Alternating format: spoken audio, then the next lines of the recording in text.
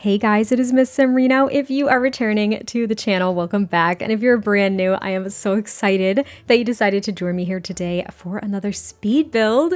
And we're in Mount Komorebi today. I love this world. I do not build here enough because I do find the build style sometimes very challenging, I think. I have made only a handful of builds, I think, in this world. The more I look back on it, I think I did like a family home. I did a community lot once, which this is, by the way, this is a community lot. This is going to be like a karaoke lounge, and I'll kind of break down what this is going to be in just a second, like each side of this building. But yeah, I think I did a community lot that kind of had a restaurant, a tea room, a yoga studio, and I can't recall doing too many other builds. I think I did a rental lot at one point as well, but that's about it. No, I did. Oh, I'm lying. I did like a sports retail lot as well when the pack came out. I was really into it when the pack came out and I felt really inspired, but then I found the build style harder and harder to manage because all of my builds started to look the same. But today we are building, as I mentioned, a little bit of a karaoke lounge. Now I found this picture on Pinterest. I think it's just a drawing. I'm going to put it on screen for you now. I just forget what it looks like off the top of my head. But I was so inspired by this. I wanted to build in Mount Komo. I was going to try to build like a family home or something, maybe like a townhouse for a single sim or a couple. And then I found this inspo picture and I just really wanted to make something that was super busy, super cluttered, and just looked a little bit more, I guess I'll go with realistic. I think it can be difficult to achieve a very realistic build style at times, but this got me. I was so excited for this one. Now it is play tested as well, so I'm going to rattle off the things that may or may not work for you. So I do end up adding some tables to the exterior of this build, and there is a parasol item that came with Snowy Escape that I place in the center of a handful of tables. Those tables will not work in regards to the restaurant functionality because they will not be able to deliver the food because the parasol is technically in the way. But I loved how it looked. So just fair warning, that's going to be blocking some of the tables, but there are tables inside that function perfectly for the restaurant capabilities of this build. So that's a plus. There's also no, we'll say, public bathroom at this build.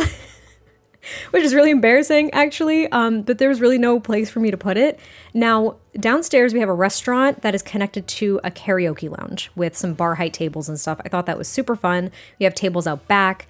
And then the second story of the building on the left-hand side is basically empty. It's kind of more of like an open ceiling to the first story, but then the second story on the right hand side is a studio / one bedroom apartment, which I thought was really kind of neat. I've done that before. I think I did like a ramen restaurant and it was a 1 LDK, which is 1 bedroom and living and dining and kitchen. That's what that stands for, which is what I learned. And that's pretty much what this is as well. I know that you can't live on a restaurant lot even if you own it, but there is an apartment there, and this is where it ties in with the bathroom. That is the one and only bathroom in this build. It's upstairs in the apartment, which technically, because it's not limited and not actually a residential space, your Sims can go up there and use the bathroom. So there is a bathroom on this lot. It's just, it doesn't look like a public restroom, that's all. So there are some nuances with this build. I was just so carried away putting it all together and loving how it was coming out that I kind of spaced on the bathroom component of it. It's a little bit embarrassing. And then afterwards, when I realized it, I was looking around this particular lot as to what was accessible around the world, and I was hoping that there was like a public restroom stall thing somewhere, and there isn't. There's one at the park, but you'd have to, again, travel to that lot. It's not just out for your Sims to be able to access if they're on this lot specifically. So those are the nuances. I also put this information in the description of the build on the gallery, so hopefully people read it so they're aware of what's going on with this build. There's also no bar, like actual bar. So when you have a restaurant, if you do place a bar, a bartender will naturally show up, but I did not place a bar in this lot. It was just too tiny. I didn't think I could do it. And even though we have the one tile bars, I just didn't like the way it looked, and there was no really good placement, in my opinion, for it. It was tough enough to get like the hostess station and the waiter station and stuff like that. So yeah, there's no bar. There's no true quote unquote public bathroom, and some of the parasols will block some of the tables, but there are still tables available for your Sims to sit and order food and successfully get it. So there you go.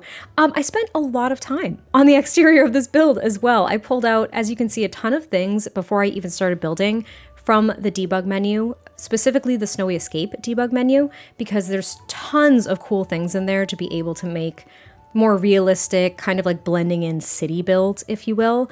And it was really fun. It was so fun. I had a lot of difficulty, I think, planning out the front of the slot, and I think it was because it was too close to the edge.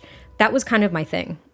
And since I spent so much time on the exterior, I do cut some of it, and you'll see it in the screenshots. But what I eventually do is I move this lot back just a little bit. I think I move it back by 2 tiles, and it gave me space to add some trees and really, I think make the lot a lot prettier. That was a mouthful. But I used some of the trees from the debug menu in Snowy Escape. I pulled out some of these, oh gosh, what are they? What are they? Why do I blank on the name of things when I'm trying to do a voiceover? Like the telephone pole, the electricity pole. That's what I'm gonna call it. I pulled those out from the base game debug menu. There are some in the Snowy Escape debug menu, but they don't have kind of like the wiring. So I thought that was kind of a nice thing to find in the base game debug and be able to use here. And I also used a lot of the plastic chairs from For Rent for the outside seating, which I thought was nice.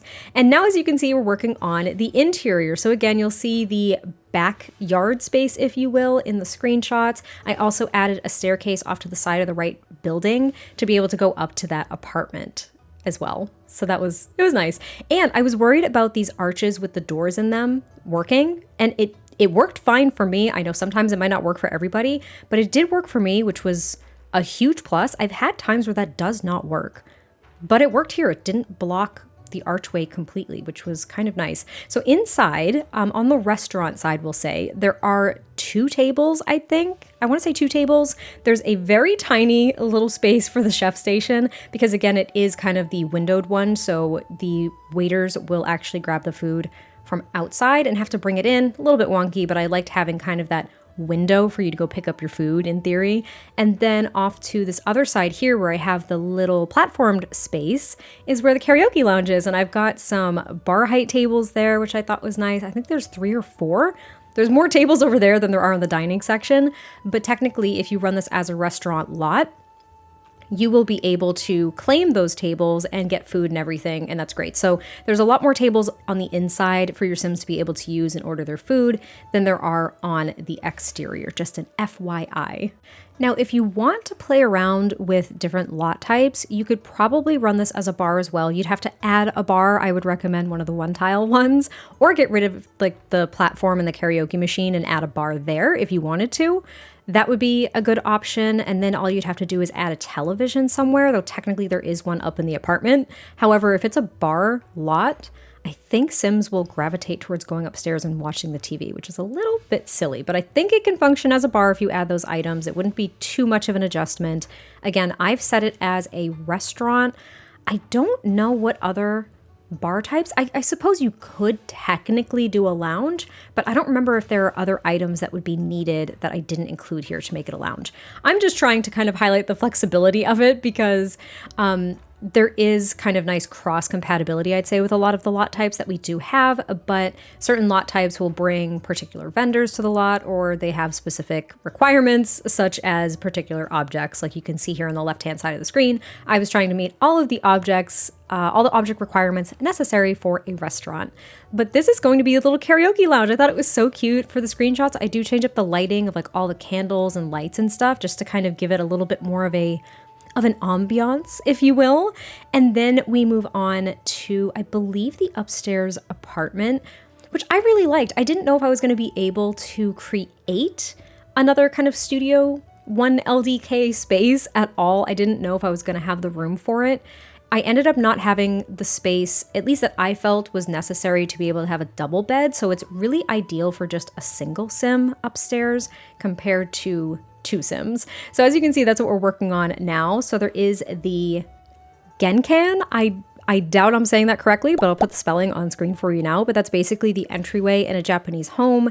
And typically that is sunken. So with it being on the 2nd story, I couldn't technically sink this area, but I could raise the platform of the rest of the apartment. So that was really nice. I added a little shoe rack and stuff. Now, what I didn't do, and I would typically do this, is I would add that sign above the door or something, or right in the entryway, so your Sims would remove their shoes when they walked into the apartment. But that would technically apply to the entire restaurant.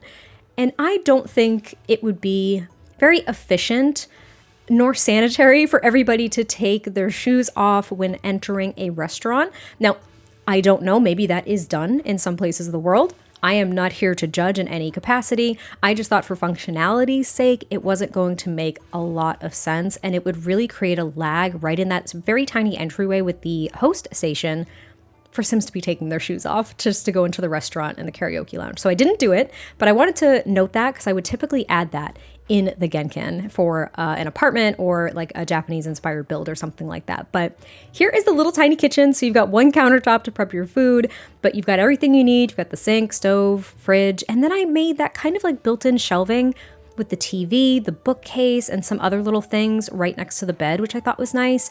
And then I also cluttered up these shelves. They've got a hot pot, they've got the kotatsu as well. And that's pretty much the primary place where your Sims will be sitting to like watch TV and things like that, because the bed isn't really facing the television. So they'll probably sit at the kotatsu. That's also where your Sims can eat their meals and have a few people over for a meal if they wanted to.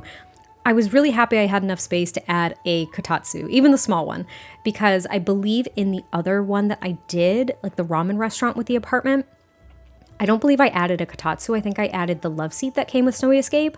And if I were to go back to that build, I would probably add a kotatsu if I could. Though I may not have done it because I may not have had the space. I just can't recall at this point. Also, can I note that I was kind of bummed that I couldn't put some of the newer, smaller appliances like the waffle maker and stuff like that on these countertops, like on the shelves, like I could with the hot pot.